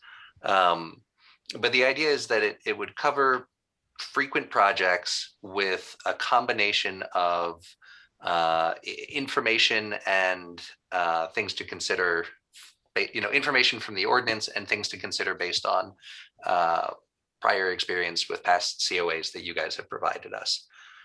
So starting on the left with the window restoration, some of the biggest things that we came up with last time, are the existing windows being restored? If so, obviously change of materials, colors require COA. If not, you're just fixing a window and that doesn't need anything from us. You guys expressed an interest in knowing more about documented repair history if windows are being replaced. So we insert that in there and ask that, again, this is kind of tiptoeing a line between these aren't things that our ordinance mandates that they submit, but it's useful information for you guys to have. So Matt and I can present it as such. do replacements match the original? And here, this is just a lot of the things that we've talked about in our window discussion that you guys are going to be looking for when we get down to the end. If we're in a situation where a 50-year-old house bought their windows from Lowe's and is in the historic district and now in the historic nomination and can find replacement windows from Lowe's that match, then I guess all Matt needs to do is verify that they are in fact the same windows that were in the original house that are going back in. And that's administrative work and not a COA. So, I don't need this right now, but if you guys think of anything that this is missing that you'd like to see connected in there as a step, just let me know. Fence construction was a little bit more difficult because, well, the COA part just comes in a bit earlier, is really the biggest difference. So I tried to make sure to highlight here that I thought this was an important part of the conversation that you guys focused on last time we were doing fences. And I'm sorry, that's very small. Where possible, existing wood picket or wrought iron fences and stone walls should be preserved. So if you're restoring the existing as it is, you don't need a COA, and we really would like you to be preserving things there as well. If you're not restoring the existing, please protect the stuff that is there. If you're putting in a new fence, we have the front yard, backyard distinction. And again, trying to highlight multiple styles of fencing should be avoided. Residential styles preferred over agricultural. So if there's no other fencing on the site, just sort of take context from what's around you. If there are other fences on the site, take context from your more immediate surroundings. And again, if you guys can think of more layers that should get added in there, I'm happy to keep fleshing this out. Roof restoration, the other big thing that I could think of that we've done a few of recently. And again, this is fairly straightforward. They kind of get progressively easier, I think. So again, if you're replacing with the same, we don't need anything. If you are not replacing with the same, submit samples. Why does it say if you're replacing with the same? Oh, no. Yeah, sorry. Never mind. Okay. Other elements changing, gutters, chimneys, is the work visible from the street? I couldn't really think of much aside from gutter, chimneys, and material of the roofing itself. I suppose you might get into changing pitch, or in the case of the telephone exchange building, adding a roof or something like that. So maybe there's some more that we could flesh out there. Those were the three specific projects that seemed very frequent. And then I tried to just build in something that would be a catch-all here. Is the work visible from the street? Are new materials and colors being used? Those are the two straightforward questions that we seem to ask about pretty much everything else. So I think on the whole, this gives us something that I could imagine someone coming in and saying, I want to do X, Y, or Z. And we could say, well, here's a little X, here's a little Y, here's a little Z. Let's walk through this and see what you need. And I think what this would do is be a precursor to, because then Matt's also going to have a conversation with them with the application itself that says, we need site plans, we need pictures, we need material samples.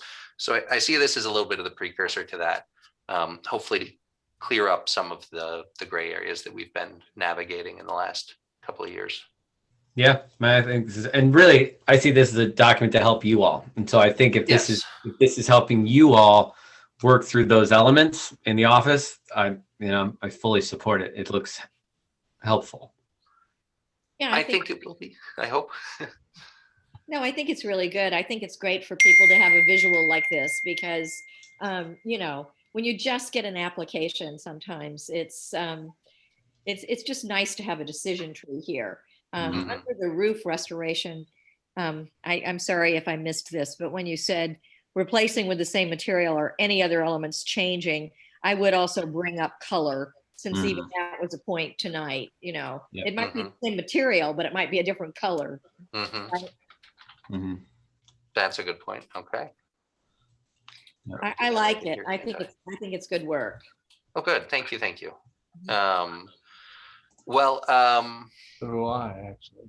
I will probably keep playing with that a little bit and trying to polish it up, but please do send me any other thoughts that you have. If something pops into your head in a couple of days, just give me a call or send me an email. And oh, there's Matt again. Well, I do have just a note Yeah. here. My house is, I don't know, 220 years old or whatever it is, 230. And I have a slate roof, and I've had a lot of work done to the slate roof in the 20 years I've been here. And I'm thinking if I ever had to do it again, or if I had to replace that, just because it's historical, I mean, could I replace it with a different type of roof? Or would that, and I'm just throwing that out there. Well, that's what we did with the, I mean, I think it would be evaluated, but there is a synthetic shingle that is manufactured to look like slate that we did approve on another structure in town. So Yeah, I have a little bit of that on a back porch, and it's a small back porch, and it's not in the front, so it didn't matter. I didn't even come to the ARB. But I'm talking about the whole bulk of my roof. And I'm thinking, maybe a metal roof. And it would probably be the next owner. It won't be me. But I'm just thinking about, would that be a problem for anybody? It's just, we want to follow the ARB. Some people don't know about the ARB, and I know we sure have tried to overcome that. Anyway, I've just been thinking about it because I don't know if I could do another slate roof. I tried to steer away from anything in here that would suggest rubber stamp on a COA, that certain things were sort of always okay to do, and tried to just, steer it towards exemptions, or you need to have a conversation about a COA. So something as major as a roof replacement, I think there's a lot of questions in there when it comes down to the material in the building. You guys have, very thorough conversations on all of that with each application. Yeah. But I didn't want anything in here to discourage someone from bringing a project forward or bringing an idea forward to you to discuss. Right. Well, good for you, actually. Well, thank you. No, it's just, I can see where it would be a conundrum for some owners. Well, what do I do with this? I don't know. Mm-hmm. Anyway. Yeah. Well, that's about all I've got. Matt has come and gone here Oh, he's with us. All right. Well, I'll turn it back over to you guys. Mr. Lucas, are you there? Oh, there he is. I am. Sorry, I had trouble getting on my other machine, but can you hear me okay? Mm-hmm. Yeah. Just fine. Okay. Okay. So what do you guys want to talk about? I mean, I know I got my letter, which I deserved, so it's okay. But Matt asked me to join tonight and just bring you up to date as to what I'm doing, and then you guys can give me guidance as to where do you want me to go from here. So do you want to just do that, or? Well, I guess, no, I think we can just start with just reviewing the letter. I think the main thing that I think the most urgent work is just getting the building sealed up. I think that's the biggest thing within the year. And a more permanent solution would be preferable, but, the ARB can evaluate that. But I think seeing a plan for getting the building sealed up is the most important thing at this point. Okay. Well, so you live there, so you should be able to walk by. I was gonna have my guys start last week, but they just got a late start because of the weather, and they've been out there this week. And we put we replaced the doors that you wanted replaced, and they needed to be replaced with just basically what was there, wooden. I painted them white. The windows, there was two broken windows on the front. I had to order those, and I wanted to get them in tempered, double pane insulated, so that they were, environmental, and that it needed to be done anyway. So that's a custom order thing that's been ordered. I'm waiting for them to come in. I didn't think to check. I probably should have. Maybe Matt was saying I should have checked with you guys first, but it's just a window pane, so it's gonna be better than what was there before, which is just a single pane. Someone hits with the rock, it's gonna shatter. These will be a lot better. So that's on order. Hopefully, I wrote them today because I wanted to provide you an update, but I didn't get your back. Let's see, the other thing that you had on there was to paint it. And I'm okay to do that. I was going to kind of wait till I got into the project a little more aggressively, but it's okay. My guys are going to come next week and try to power wash it, and then we'll just paint it. Now, I was just going to spray. They're saying, hey, spray it. So hopefully that's not a problem. It makes me a little nervous. I think I would rather have real painters on it, but they're saying you can just spray it, man. It'll be good enough. So if you guys have any feedback on that, might be a good time to say so. I have to, since I don't have water connected, I got to bring a tank with me, which I have, and they're going to do that. So, so that might be a thing. The other thing is the tiles, the tiles that are underneath the portico and around the edges. The tin. I had some really nice tin I was going to use, but someone ended up stealing it, not from Scottsville, but from where I kept it up in my warehouse, which is a real bummer, but that's okay. They sell replacement tiles just to fix the ones that are, keep on saying tiles. They sell replacement tin, and I'll just put some replacement up. Probably won't look very good, but it's probably better than a rusty nothing. So I view that as a temporary solution, just to kind of clean it up. And we can circle back to that over time, because I think we're going to need to. Because as soon as I go to replace all those or fix the lights that are around it, the tiles or the tin is just going to shatter. There's nothing left to them. So, I'm happy to just patch it, and then we'll come back. We're going to have to do something. Let's see. I think I'm just going off of memory. I actually didn't read your letter. My wife read it to me. So it's like it's an indirect thing. I think the other thing I was on there was, I don't know what else is on there, but I have the power company is going to come in and they're going to finally get power going, which is sort of important because right now I'm just running off a generator down there, which is probably really annoying to the neighbors, but that's all I got, So I'm trying to get it buried because I prefer having it buried. I think it looks better. But that's on the schedule. Let's see. I did finally find a concrete guy that I like who can do the wall behind the big hard part of this project, which is the retaining wall in the back. Because Commonwealth, was it Commonwealth? Who are the big concrete guys? Is it Commonwealth? I don't know. Advanced Concrete Solutions. They quoted me $135,000 to do the wall. That's not in my budget. So I'm gonna have to get creative, and I think I found someone I like. But I need to get that run through structural, which I haven't done yet. So, but I'm working on that. So that's a little more forward looking, but I don't know. That's kind of my update. I don't think I have anything. I don't know if that addressed everything that was in your letter and also just a looking forward basis, but that's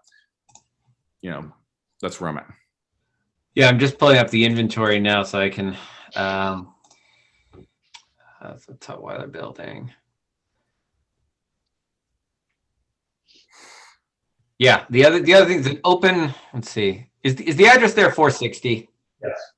Okay, so there's also one of the window pane on the second floor.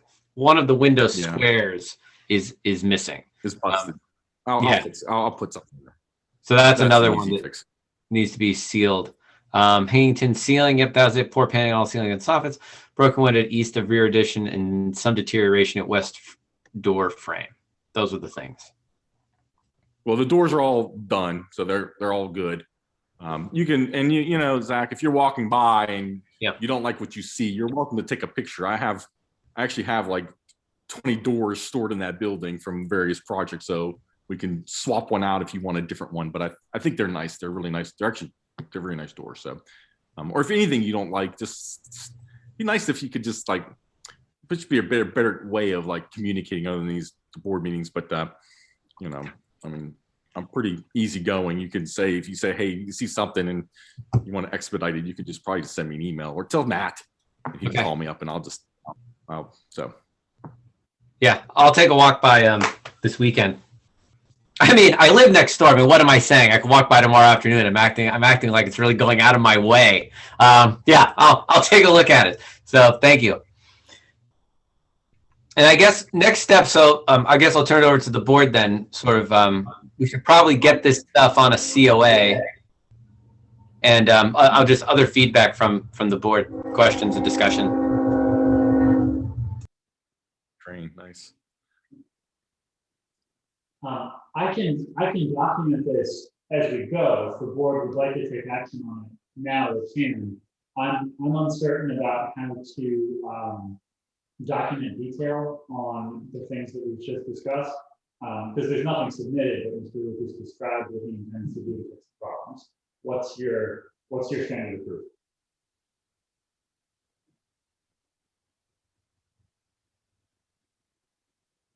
There are a lot of things laid out there that would, take us to that next step of being able to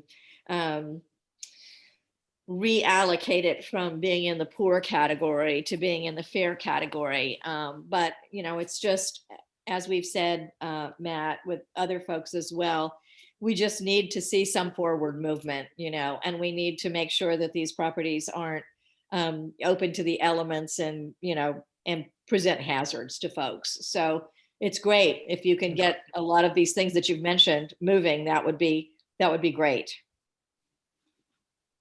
If the photography is good enough for documentation, I can follow up tomorrow and get that, because you described you had some of the work already in and some of the materials on hand. So if pictures of all of these things suffices, we can do that. It doesn't sound, Mr. Lucas, like you have detailed drawings or what about product specs on some of these things you purchased?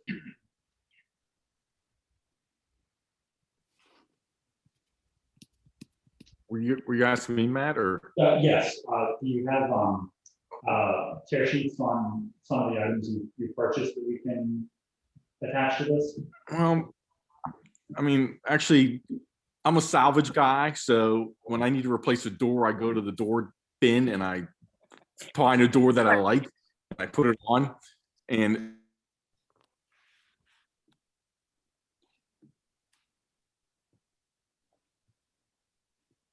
Oh, we've lost him.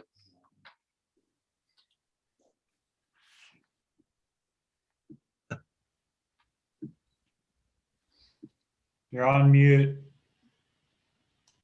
Great.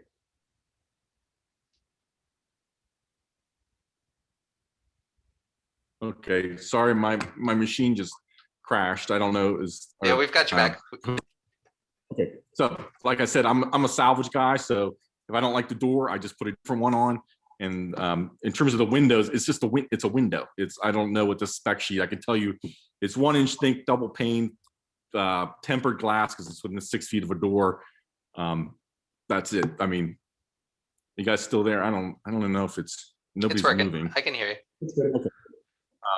You're good. So, and then the tin, I can tell you, but I mean, my guys just said, well, I was like, where are you gonna get pressed tin? They said, well, you can go to Lowe's and get pressed tin. I'm like, all right, well, fine, go to Lowe's and get pressed tin and just put it up over the, and I think that's a temporary thing. So I don't know whether it's a white paint. It's just paint. We went to your Ace Hardware and bought white paint.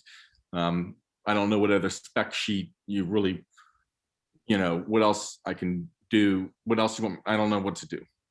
Well, to your comment around painting it, I mean, where are you in the general, I guess, scheme of plans? Like, if you're, I remember you mentioning like business had slowed down because of the lockdown and so forth. Like, what's your general outlook? Like, you don't want to go to the trouble of necessarily painting it if you're going to be doing a bunch of work. But so I think maybe just general update might help potentially. Well, I actually would say it probably makes sense to paint it because this is my internet connection's unstable. Hopefully it still works. I think it actually makes sense to paint it if you want it to look good, because I don't. The problem on that structure is to rebuild that retaining wall, and that's going to take time. and it's going to be expensive, and it's going to be a battle. So I don't know. I'm embarking on that battle, but I don't see that happening. I don't see it happening. Probably if business picks up and I start making good money, it might happen this fall. But if not, it might be longer than that. So I may as well just spend the week or so or two to paint it. It'll make it look better and chisel away to some cosmetic things to make everybody happy. That's my opinion, but That's helpful. Thank you.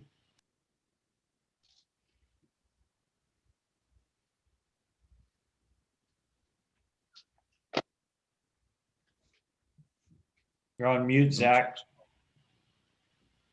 If I'm speaking at all, let me know. I think as you've described the work, since the doors are up, I think if we can get pictures of those, and Matt, either you or I can take pictures. I don't know how you'd prefer to do that. But if we can get pictures of the doors, and then if you can, I don't know if you can send us, we usually like to see samples of windows. I don't know if you can send us like a link to your provider or. I understand. You're not replacing the window, you're just replacing the glass. Oh, the glass. Yeah, Gotcha. Never glass. mind. Got it. Okay.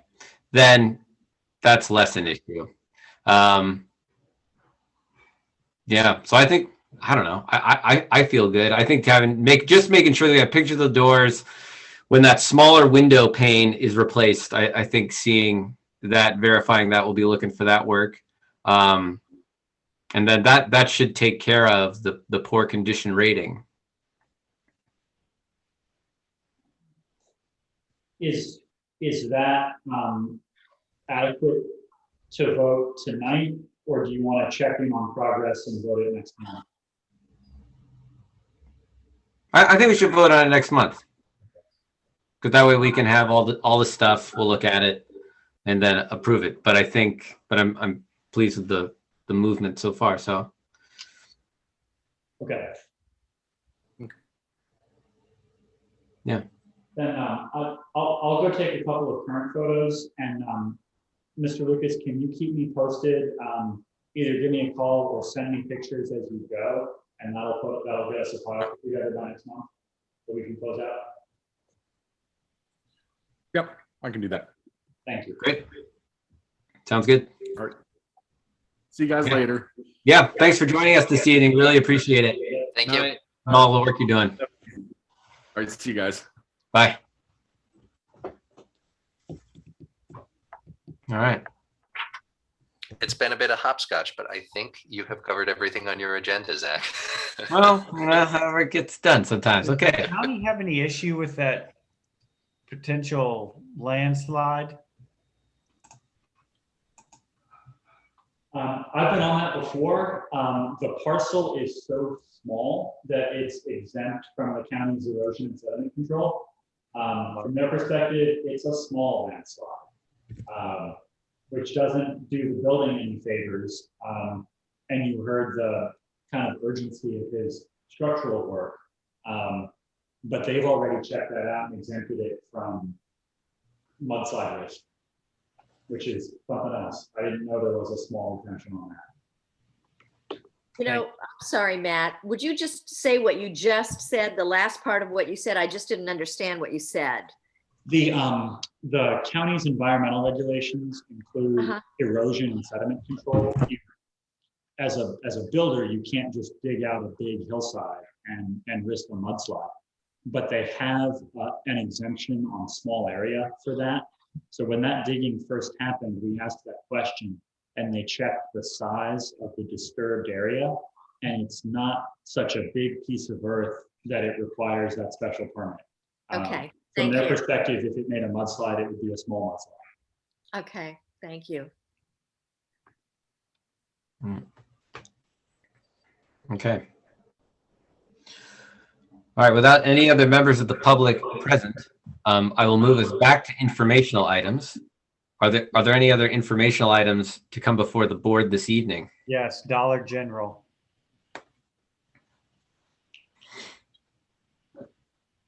Landscaping plan.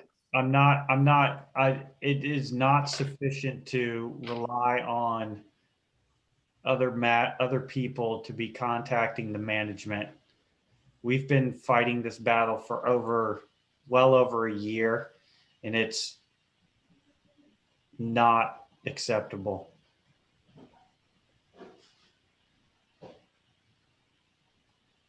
I am happy to take that on along with the rest of the enforcement matters. It's a good time for it. Mm-hmm. How do you see? This needs to advance beyond another. Like they've been like, to whoever made the point earlier this evening about, is this the second year of being in a poor condition? Like, this is now a habitual offender. Like, you're a corporation, they have money. I don't know what we can, like, if you can go to the, maybe we do need to start at step one in terms of just like sending an authorized letter of receipt, and then like, can we follow the same protocol of instituting fines? Yeah, absolutely. On the entrance corridor? Yeah. Uh, That was my question to you, Matt. Yes, it Okay. has the same status as the historic district. They built that with a landscaping plan, and they haven't maintained it.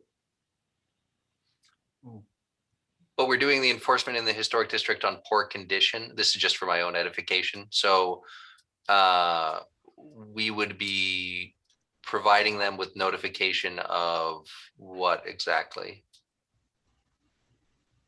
Failure to meet their obligation as promised in the original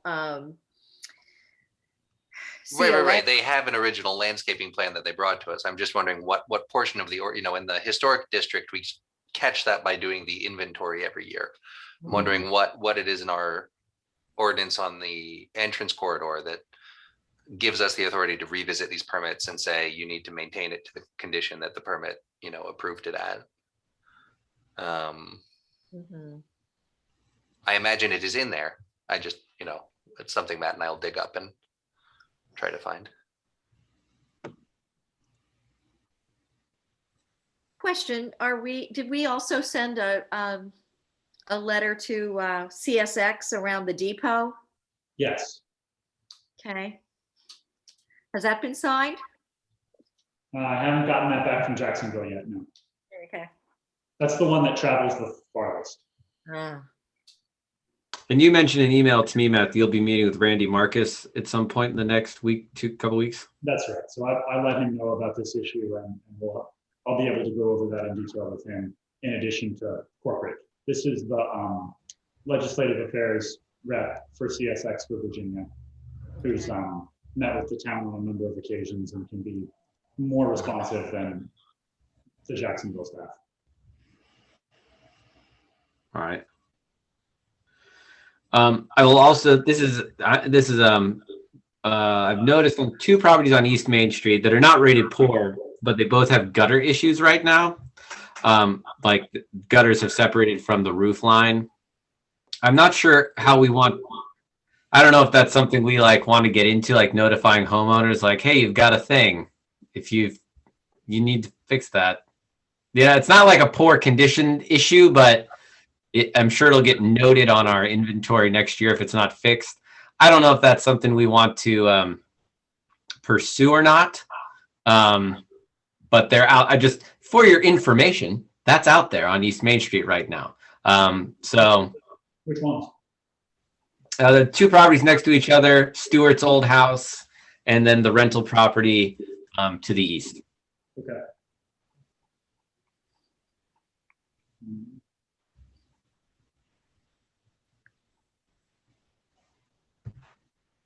Thank you. Zach, I will find the entrance corridor violation and word that up.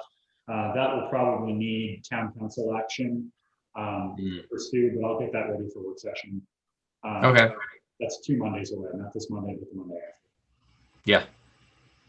Correct. Okay, great. Oh, and also Matt, so it sounds like you're following up with Jim about both this Meeks meeting and as well as the fence on Harrison Street. I am not going to have access to the internet next week, so please give me a call on my phone with what Jim says in terms of feedback for our planning. Okay, I'll call you next week before time. Yeah, great. Thank you. So you're ready for the 12th. Oh, all right. Is there anything else to come before the board this evening?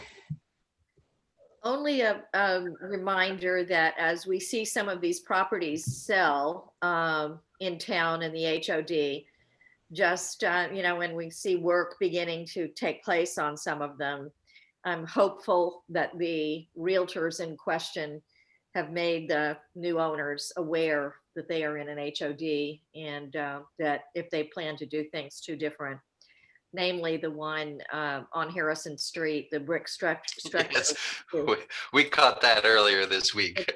They got started in a hurry, and I came home for lunch one day and they were doing nothing. And I went back to the office after lunch and they were throwing shingles off the roof. I said, Matt, I think we need to go talk to him. Yeah, that's a pretty old building. That's a great example where the realtor did not tell the buyer about the historic district. It was news to them. So I rearranged those letters, and the new owner knows about it. He was one I was expecting to see tonight. I gave him the new information. That roof replacement is identical material, so I'm comfortable exempting the roof replacement. The other work he wants to do on windows and things, yeah, you will see on COA. Okay, good, thank you. Yeah, thank you. What property is this on Harrison Street? 521. Small brick one, almost to the crest of the hill, just up from Bobby Spencer's house that he lived in. It was the next one that he owned up the hill. Okay, thank you. That's All right.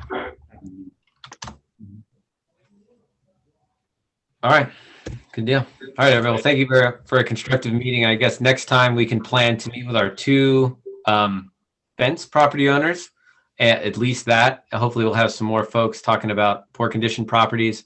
And we should have the Meek COA, I think, back on the docket for us to review, as well as the bus depot. I think with the inventory out of the way now, we'll probably try to keep some of the administrative work out of your way for the next couple of months because of the potential to have a lot of visitors coming through the next couple of meetings. Yeah, hopefully. Okay. Great. And Bob, welcome back to the ARB. Almost. Pending board approval or council approval. Oh, they're a pushover. That's right. And thanks for your confidence. I'll sleep well tonight. Thank you. I'm sure you will. I'm going. Good night, all. We have to be official, right? Yes, need a motion to adjourn. I motion we adjourn. I second. Someone other than Bob. He's not a voting member tonight. Oh, that's right. I'm not. I'm so sorry. I move that we adjourn. I can't vote. No, I can't. You got to stay. All in favor? Aye. Yeah. All right. Thanks, everybody. Have a nice evening. Good night, all. Good Night, everybody. Thank you so much. Bye. Bye. Thomas, remind me your last name. Good night.